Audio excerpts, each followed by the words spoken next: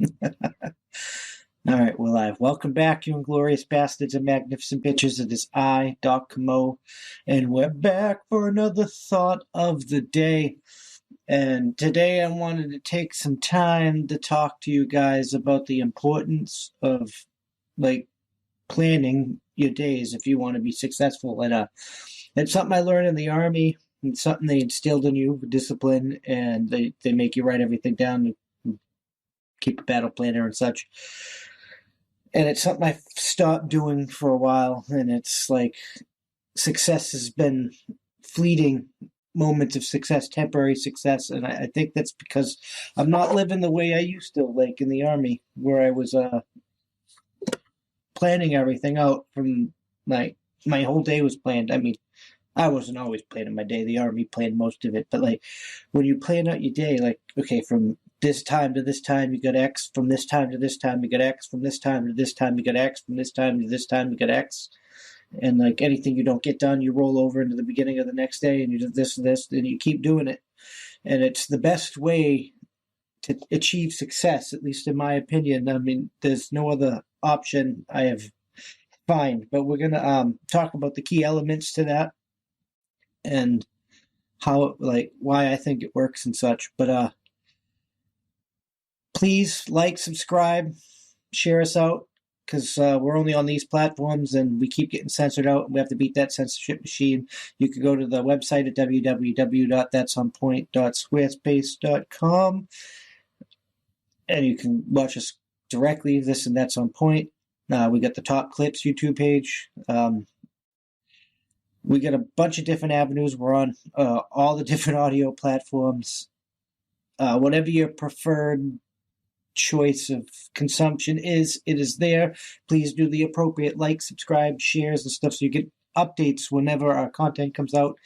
And it shows that support, and it helps boost us in the ratings, and it helps keeps us going and helps keeps us in the AI and keeps beating that censorship machine, because the more this whole circus continues, the more they're going to start censoring people.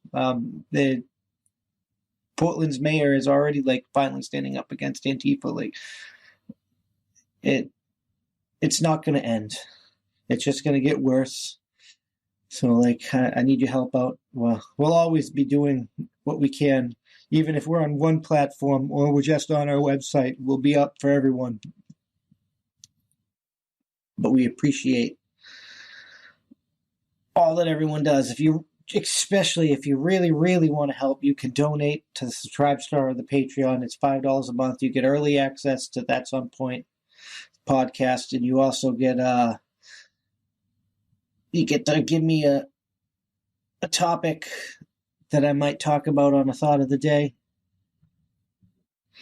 and it'll help. All proceeds will help go back to the channel. Like, as you can tell, the camera is a little less resolution because we have had some technical difficulties with the camera, and here in the I've had bad luck with technology, because even here and in the studio for That's On Point, we've had to do some fixing with the tech to make it work.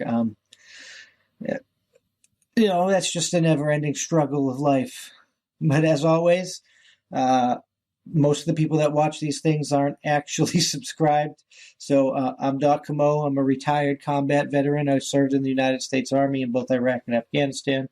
I was injured in an IED in Afghanistan, and I am now here retired. I got my degree in environmental studies because I wanted to help with the environment, which I realized, I mean, it's a good endeavor, but most of the stuff they were trying to teach you was a complete utter garbage scam.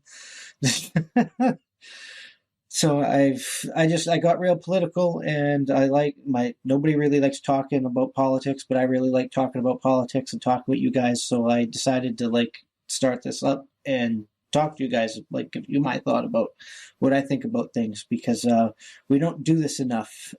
And it's important that everybody pays attention, because even if you don't like what I have to say, or I don't like what you have to say, if we don't participate, the establishment's just going to come in and do what they want. So we have to do our part and do that.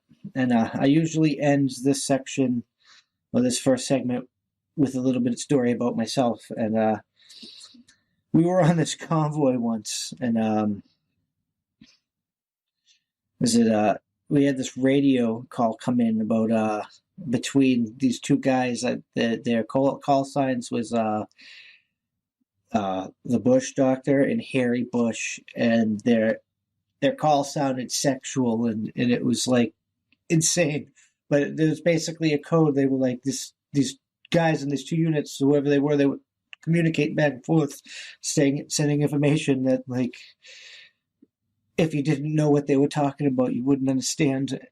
And it's just things like that. Like we used the Navajo language as a code, and like things like this. We used to like make the ink that writes on eggs, because go through the shell and you boil it, you can crack and read the egg. An invisible ink.